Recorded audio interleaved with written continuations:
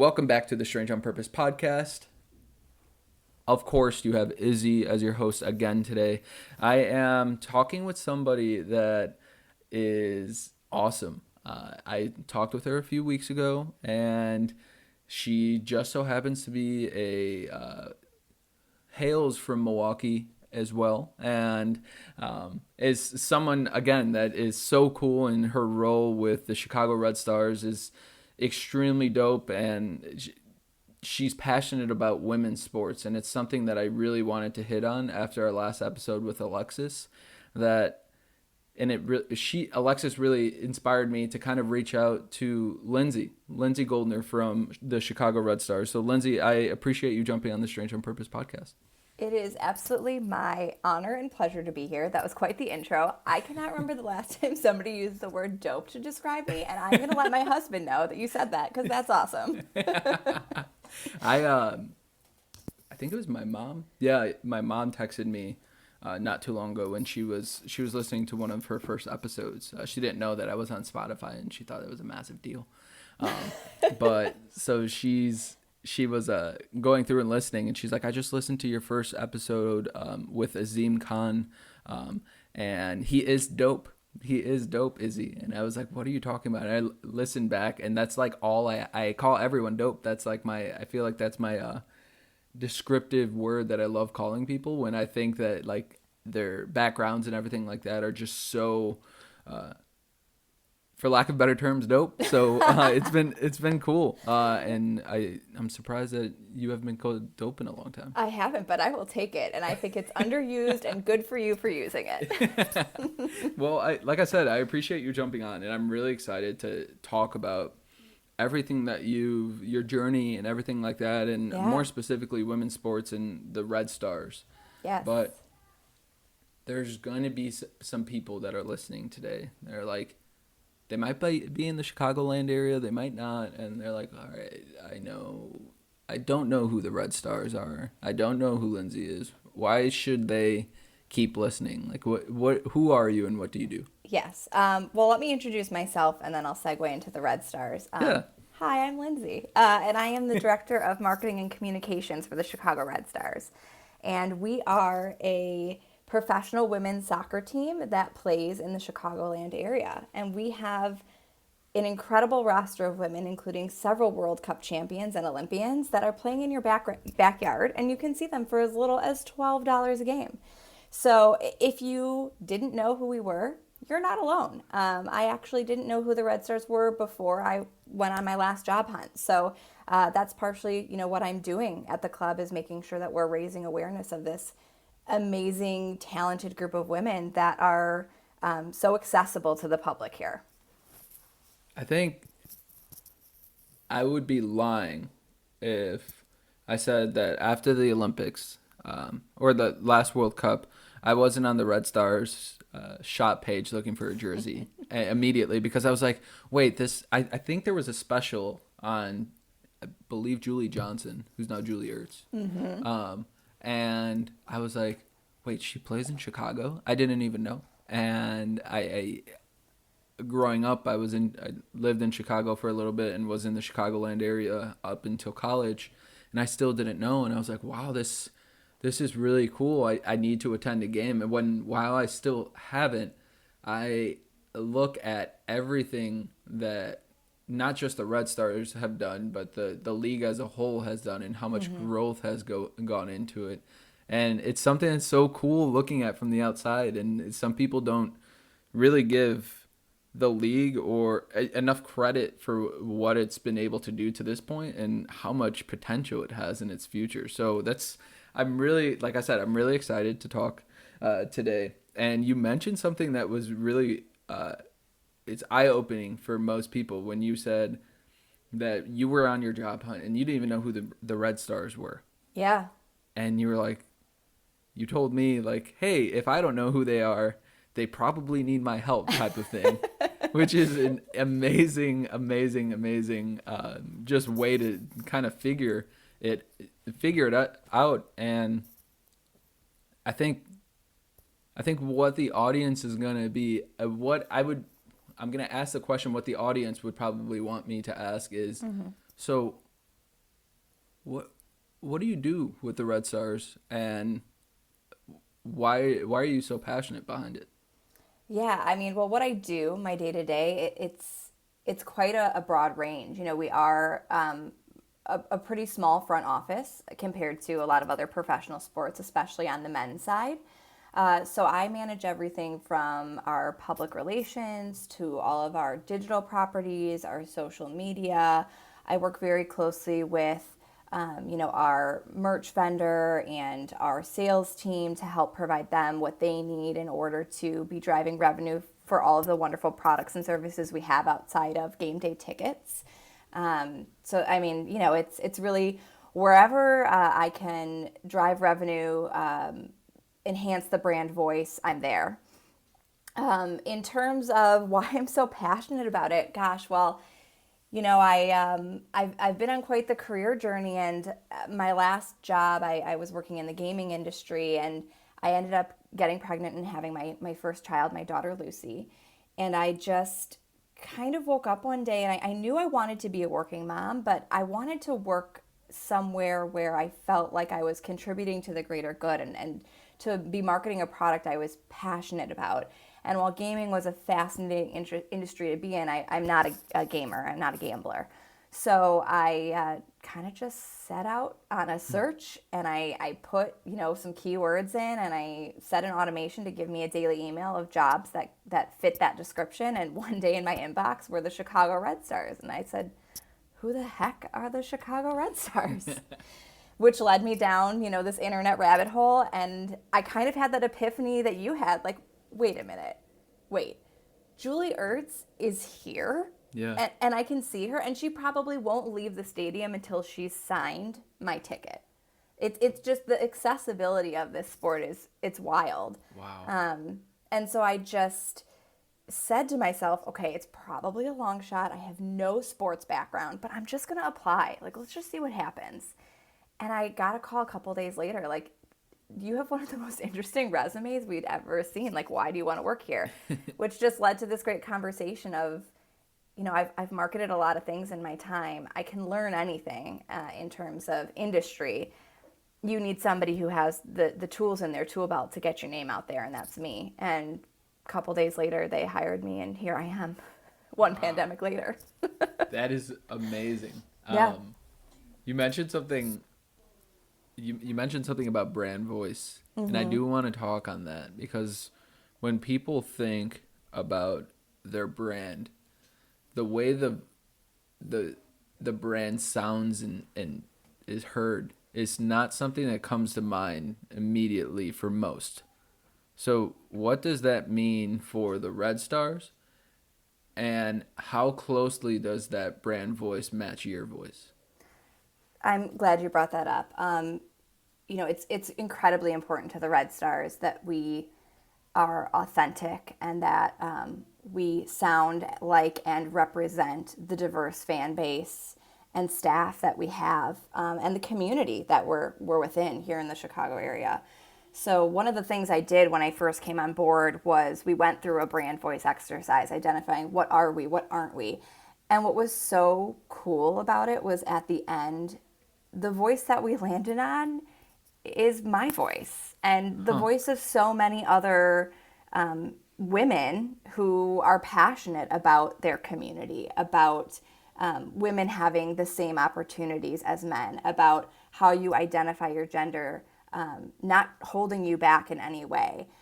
So I was pleasantly surprised because it was just the reinforcement I needed to just remind me that I made the right decision. This is the first time I've gotten to work on a brand where writing from their perspective is so natural because it's a shared perspective. And it's really refreshing to not have to put on a different hat all the time and just feel like, I would say this and so would the Red Stars.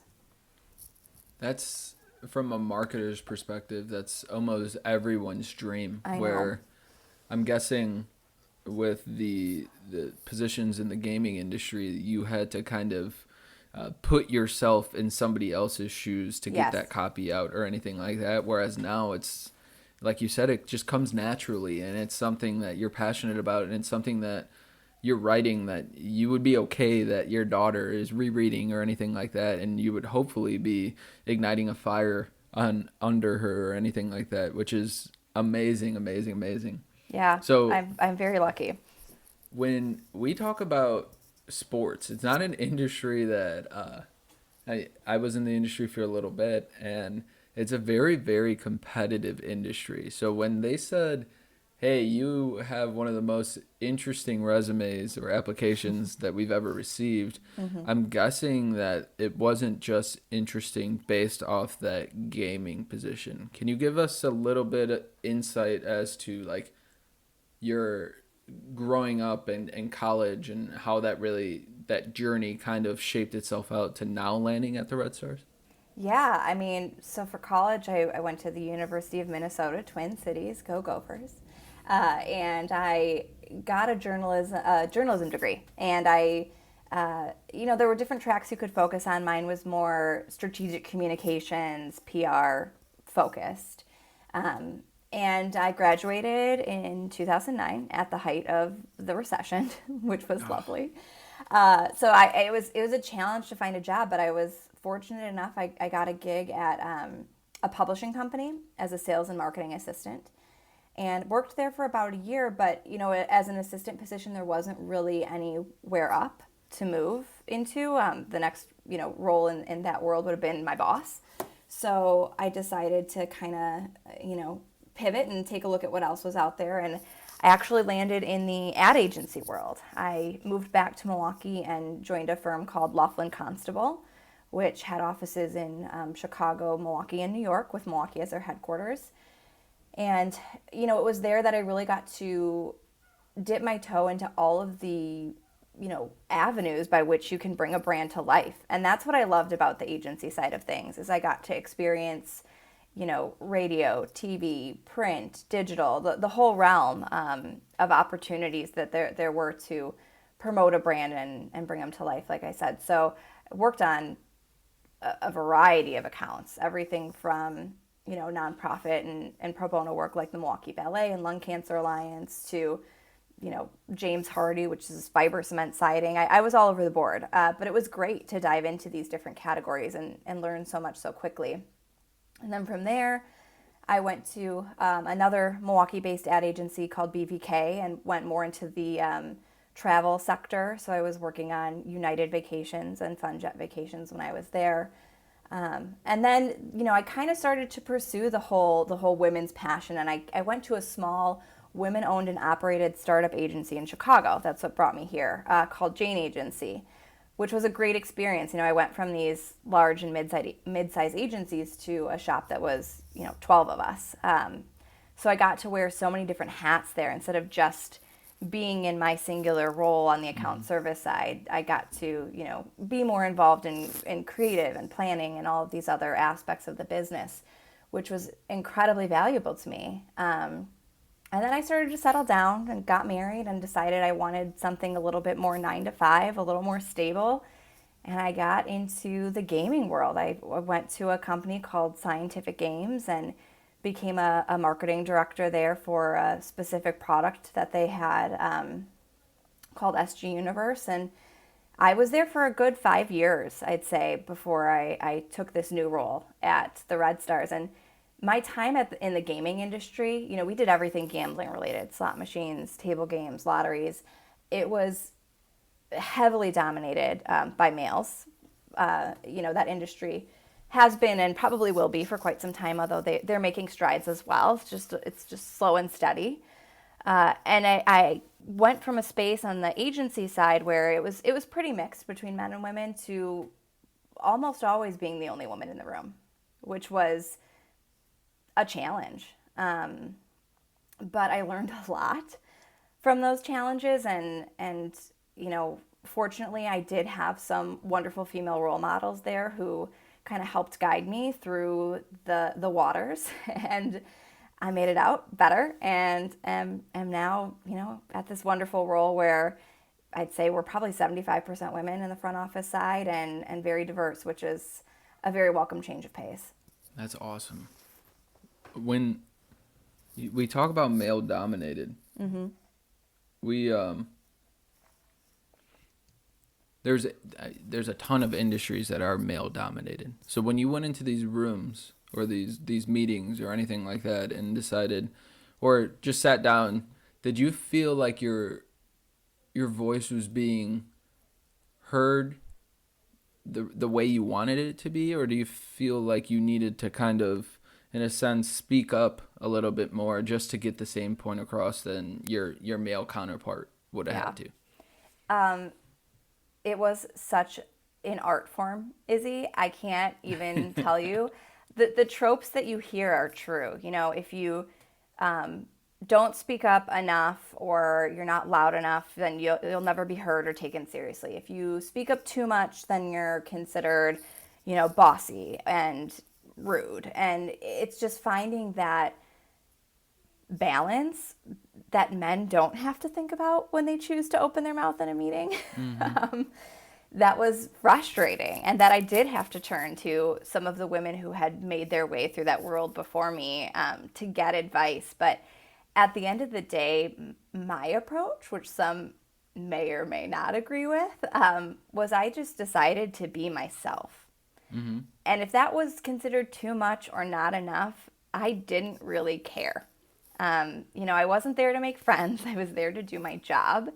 And so I tend to be a pretty outspoken person. I'm a straight shooter. And some people probably thought that I was, not as warm and fuzzy and soft as society believes a woman should be. But I just went for it. And I didn't really care if they liked it or not because I got my job done and I did it well. So what are they going to say, Exactly.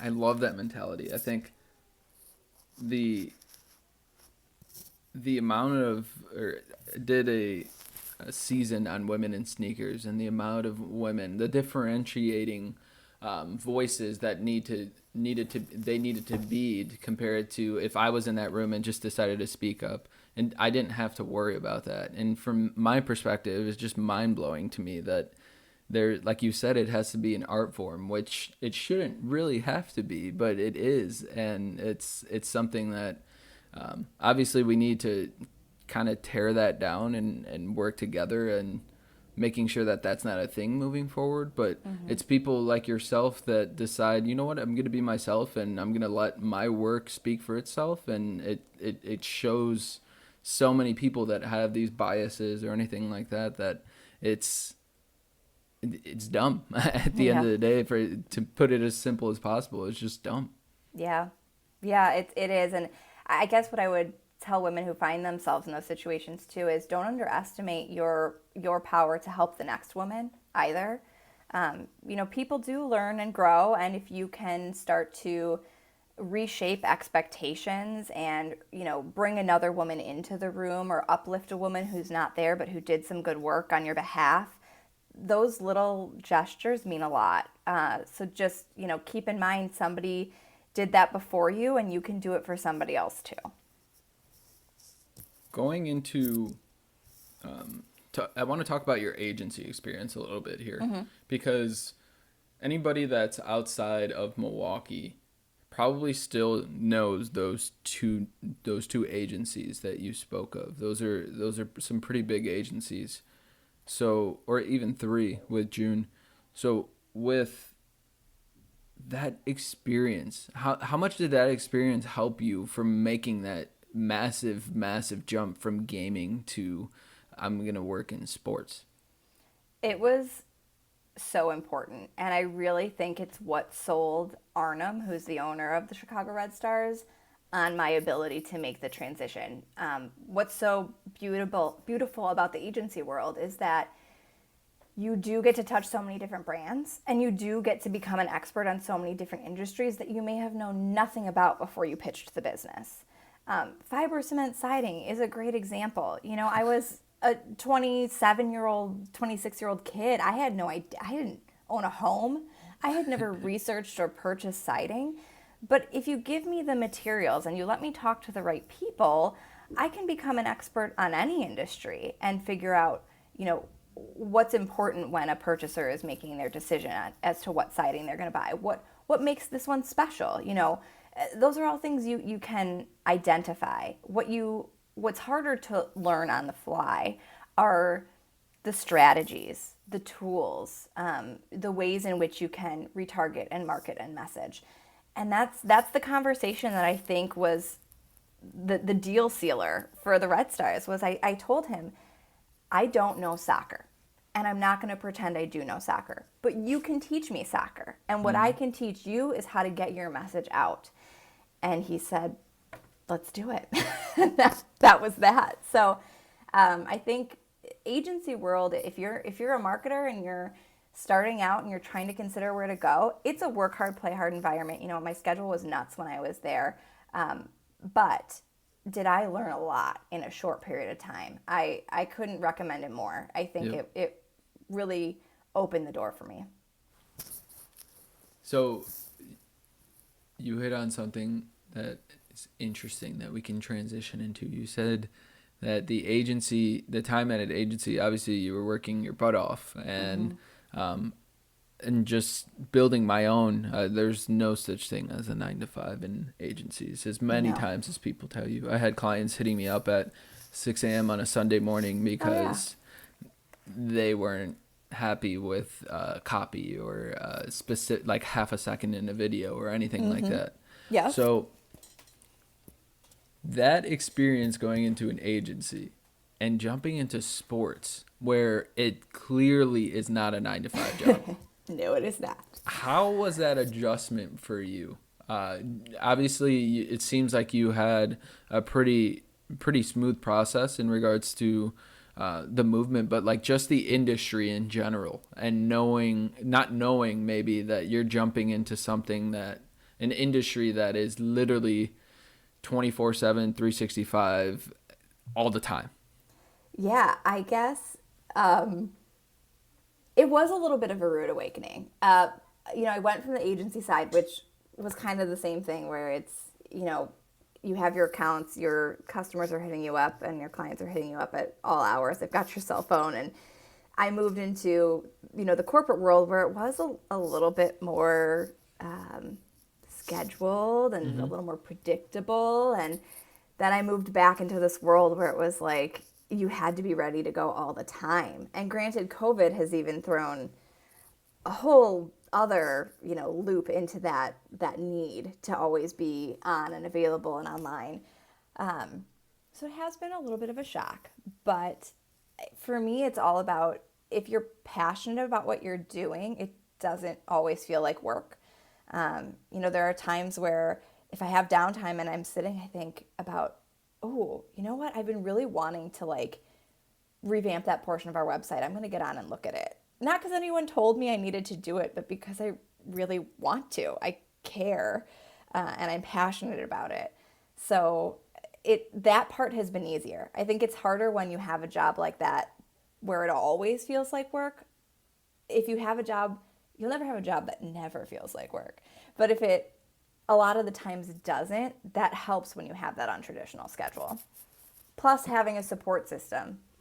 Do not underestimate a support system, especially as a working mother. There is no shame in asking for help. So your mentors currently, did you start to seek out mentors within the sports industry, or did you kind of keep that circle that you had from the roles in gaming or in the agency setting? It's been a combination. My transition into the sports industry happened so fast that I didn't really, seek out anybody prior to getting the position. I kind of just applied, got the call, got hired, and said, okay, let's go. But since starting, I've had the opportunity within the organization and outside of it to talk to a lot of people who, have transitioned into the industry, or some who have, went to school seeking this out and have continued on that path. And it's been eye-opening, especially the women that don't work on the women's sports side. It's a very different experience than those of us who work in women's sports. Those are the women who are experiencing a lot of what I experienced in the gaming world, where sometimes they're the only woman in the room and they're putting on this performance. But we're very fortunate at the Red Stars, and I think in the NWSL as a whole, that we're much more female dominant and diverse.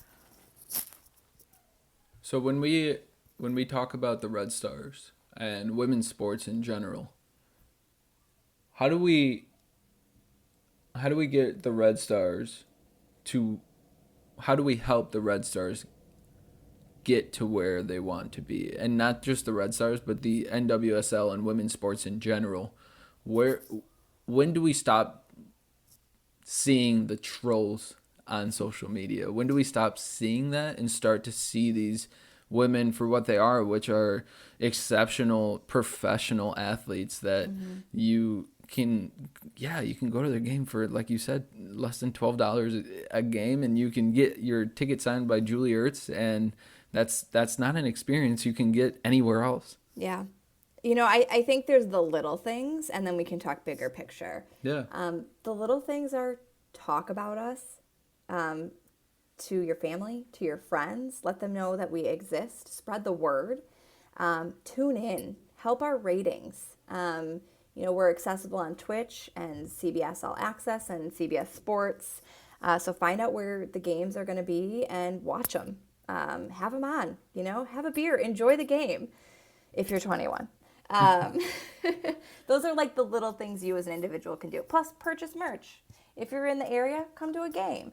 Enjoy.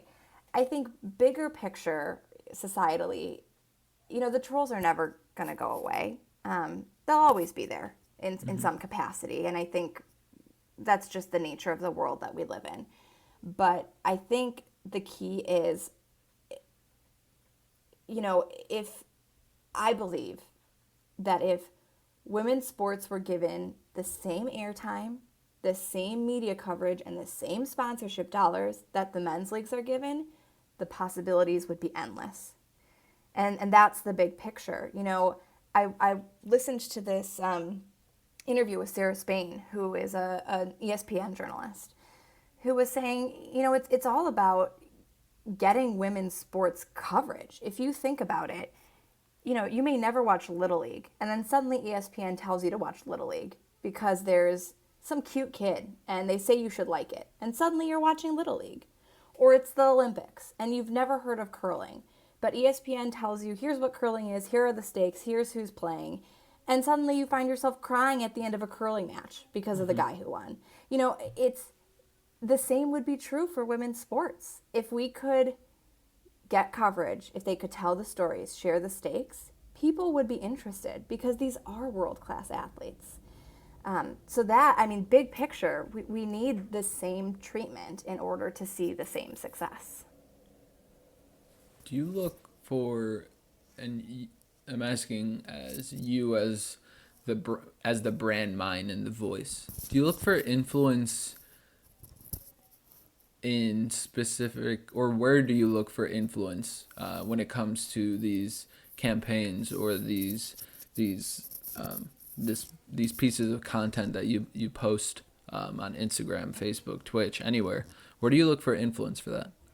Oh gosh, a lot of different places, but I will say a lot comes from the community that we live in and what matters to them, because what's incredible is that, when I came into this role, I guess I kind of had a preconceived notion of what a sports fan was.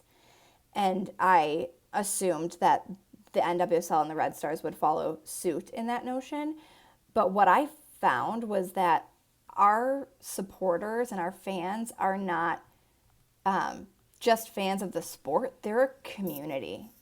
These are people who truly care about women's sports, about each other, about key issues in our community like Black Lives Matter and the equal pay fight and all of these other things that are going on in soccer or Chicago or the world for that matter.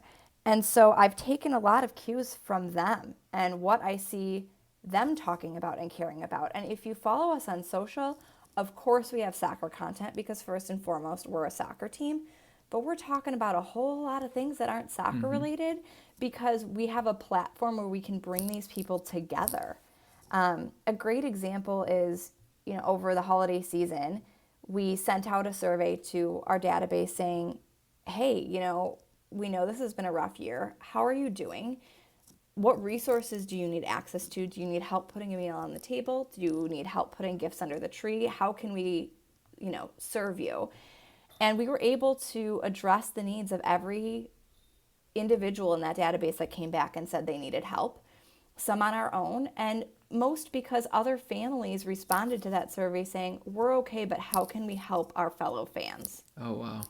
And that's not something that you see in the NFL or the NBA or NHL or any MLB.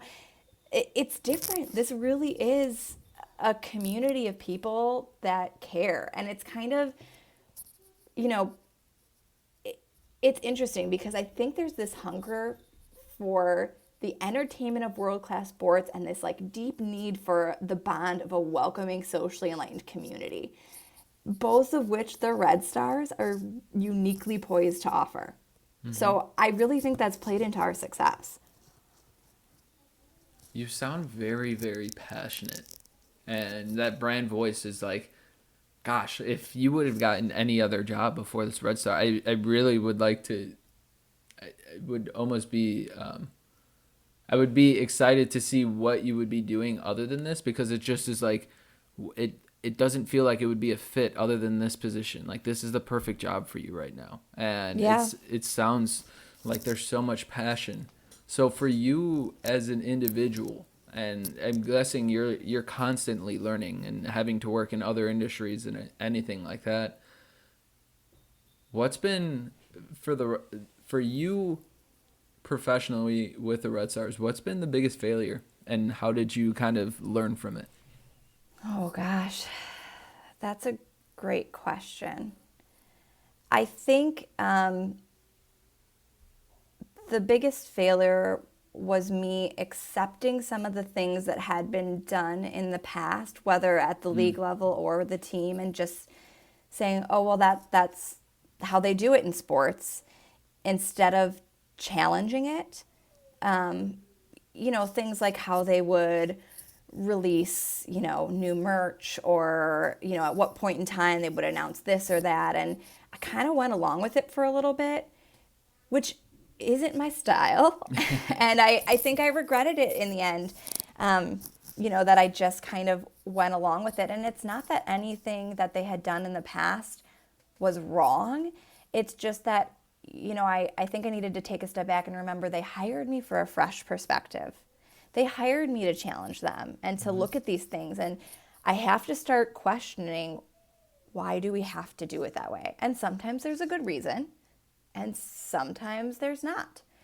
So for me, I guess what I learned after my first few months of just kind of accepting what was put in front of me and being told, well, that's how they do it in sports, was to push back. And I think it's made us better. We've done some untraditional things. Our kit launch, granted, it was partially COVID forced us to be, to think outside of the box, but it was a virtual event like we've never had, and there were, attendees from way outside of the state of Illinois, which was incredible. And we were trending on Twitter that night. Like, who would have thought? Wow. So just finding ways to push back. That's what I learned.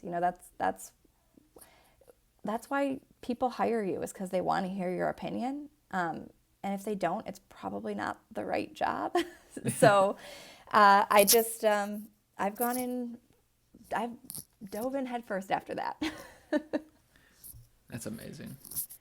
What are you excited for in the future? Personally.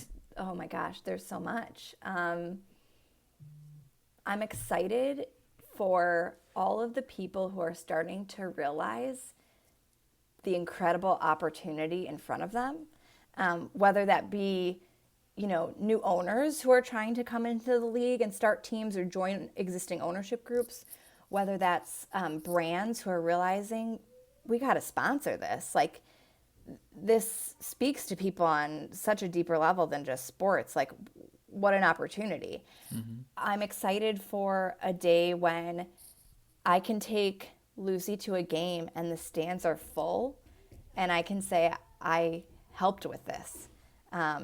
I'm excited for a day when little boys are just as likely to tune in to a woman's sport as a man's. And when, little girls can dream without boundary, and where the men that support them can dream alongside them.